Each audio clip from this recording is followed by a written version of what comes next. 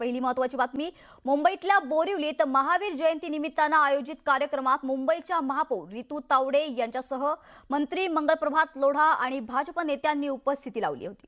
तर या कार्यक्रमातून सकारात्मक ऊर्जा मिळत असल्याचं महापौरांनी यावेळी सांगितलंय। याच कार्यक्रमात बोलताना महापौर रितू तावडेंनी आपले अनुभव कथन केला। तर रितू तावडे यांच्या या वक्तव्यावर विरोधकांनी निशाणा साधलाय। तर दुसरीकडे महापौर रितू तावडेंनी पत्रकार परिषद घेत आपण केलेल्या वक्तव्याबाबत खुलासा केलाय। एक्सपीरियंस आपको शेयर करना चाहती हूँ।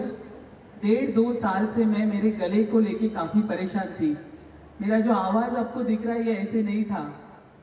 मैंने परम गुरुदेव जी को ये कहा कि गुरुदेव पता नहीं काफी मेडिसिन ले रही हूँ, कुछ भी हो नहीं रहा है। उन्होंने मेरे लिए प्रार्थना की और अब मैं शौक हूँ। 1.5 साल से मैं जूझ रही थी मेरे गले को लेके, उन्होंने मुझे आशीर्वाद दे के इस तरह से मैं आज आपके सामने बोल रही हूँ।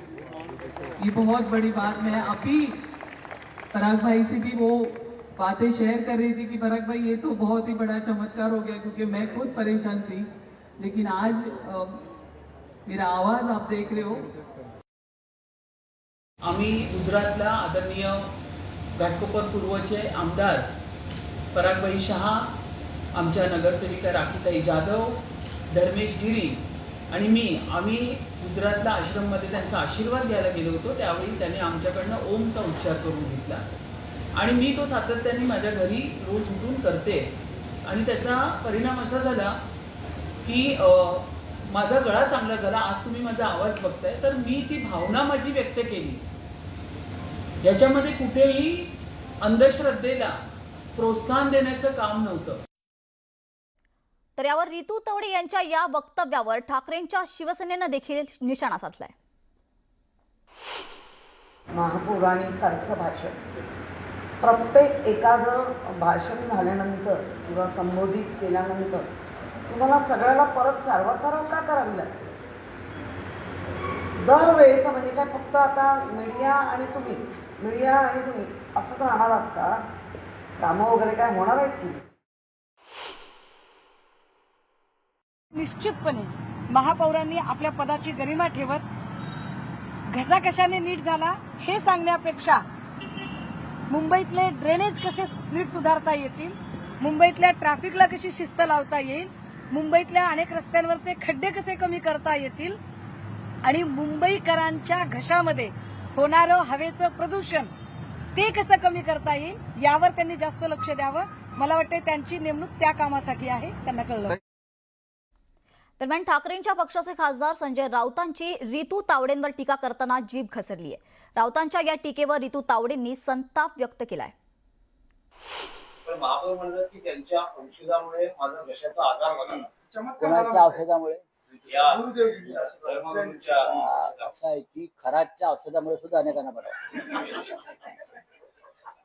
आता जाता जाता प्रश्न आहे, कोणाला कोणत्या औषधाने बरं वाटतं?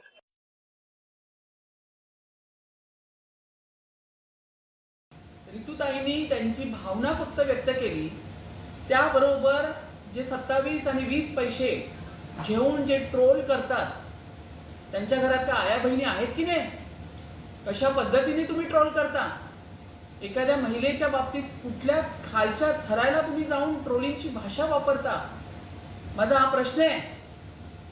आणि ते जे आहेत उबाटाचे भोंगे संजय राऊत, त्यांच्या तर काही जिभेला हाडच राहिलेलं नाहीये। भाषा काय, बोलण्याची काय पद्धत, एका महिलेच्या बाबतीत तुम्ही बोलताय त्याला काय वाटतं तुम्हाला? तर आता महापौरांच्या वक्तव्यावरून वाद निर्माण झाल्यानंतर भाजपच्या नेत्यांनीही पुढे येत रितू तावडेंची पाठराखण करण्याचा प्रयत्न केलाय। भावनेच्या आधारावर त्यांनी बोललं असेल आमच्या महापौरांनी, त्यावर तुम्ही अदरवाईज घेऊ नका। भक्तिसागर समाजामध्ये एक चांगल्या पद्धतीचा आदर्श निर्माण करण्याचं काम जैन महामुनी करतात। त्याच्या आधारावर एखादी गोष्ट महापौरांनी बोलली त्याच्यावर अंधश्रद्धा आहे असं आणणे काही योग्य नाही आहे। अंधश्रद्धेचा वेगळा त्या ठिकाणी निकष आहे, कायदे आहे, त्यामुळे याला अंधश्रद्धेशी जोडणे काही योग्य नाही।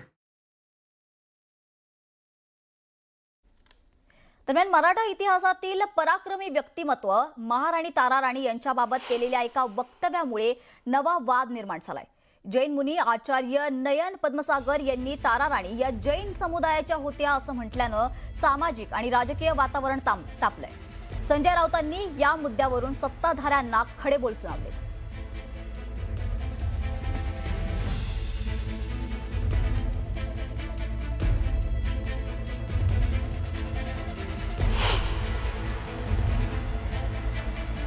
हमारे लोगों को पकड़ पकड़ करके खौलते हुए तेल में तला गया और ऐसे समय के अंदर एक और जैन रानी का उदय हुआ, ताराबाई देवी, और उन्होंने युद्ध की सुकान ली और औरंगजेब को परास्त करके धूल चटाने का काम एक जैन रानी ने किया। ये इतिहास जैन महिलाओं का इतिहास है। ये कायरो का इतिहास भारत का कभी नहीं होता, ये वीरों का इतिहास होता है। तुम्ही मुंबई आणि पुण्यासारखी शहर जैन संस्कृतीच्या अंमलाखाली आणलेली आहेत.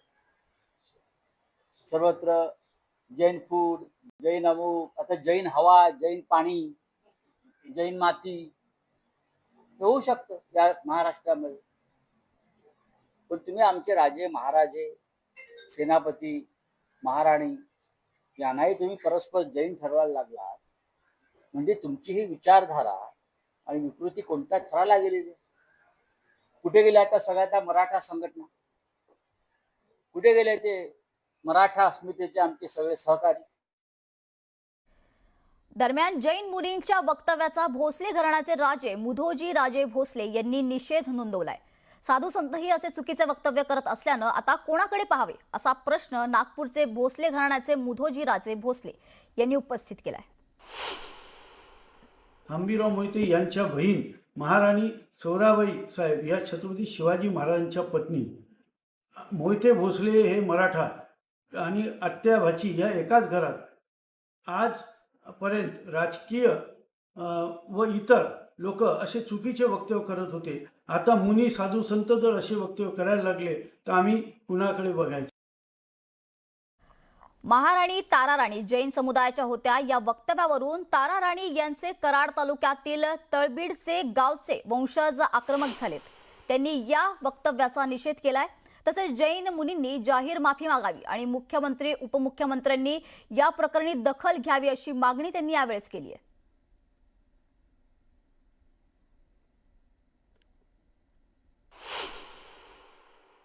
शूरांचा वीरांचा वारसा असणाऱ्या तारा राणींच्या बद्दल जैन मुनींनी जे वक्तव्य केलं ते फार चुकीचं आहे आणि अशी वक्तव्य वारंवार होत असतात. त्याबद्दल आम्ही तळबीडकर ग्रामस्थ सरसेनापती हंबीराव बाजी मोहिते यांचे वंशज म्हणून आम्ही त्यांचा जाहीर निषेध करतो. या आमच्या तारा राणींबद्दल एक जैन मुनी असं बेतालपणे वक्तव्य करतात, त्याचा आम्ही सर्व तळबीडकर आणि मोहिते परिवारातर्फे आम्ही त्यांचा निषेध करतो आणि याचा आम्ही जे तळबीड पोलीस स्टेशन असेल किंवा आमचे जिल्हाधिकारी असतील त्यांच्याकडे आम्ही निवेदन देणार आहेत. आणि आमचं माननीय उपमुख्यमंत्री आहेत ते सातारा जिल्ह्यातील आहेत आणि ग्रामविकास मंत्री सुद्धा सातारा जिल्ह्यातील आहेत, त्यांनी सुद्धा याची दखल घ्यावी. दरम्यान जैन मुनी निलेश चंद्र महाराज यांनी या विधानाला विरोध केलाय. मंत्री मंगलप्रभात लोढा यांच्या पाठबळानं मराठी आणि जैन वाद निर्माण झाल्याचं मुनी नयन पद्मसागर यांचं षडयंत्र आहे असं ते यावेळेस म्हणाले.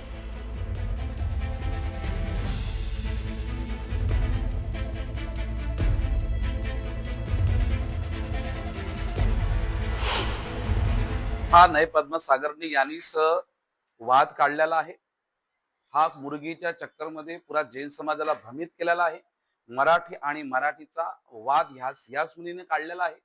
त्यांचा पुरा सपोर्ट त्यांना मंगलप्रभात लोढा करत आहेत आणि अशी विधानं जे करत असेल हे चुकीचं विधान आहे. म्हणजे पुन्हा तुम्ही मराठी आणि मारवाडीचा वाद करताय. मी सर्व लोकांना महाराष्ट्राच्या जनताला सांगतो की नय पद्मसागरनी छत्रपती शिवाजी महाराजांचा इतिहास वाचायला आहोत.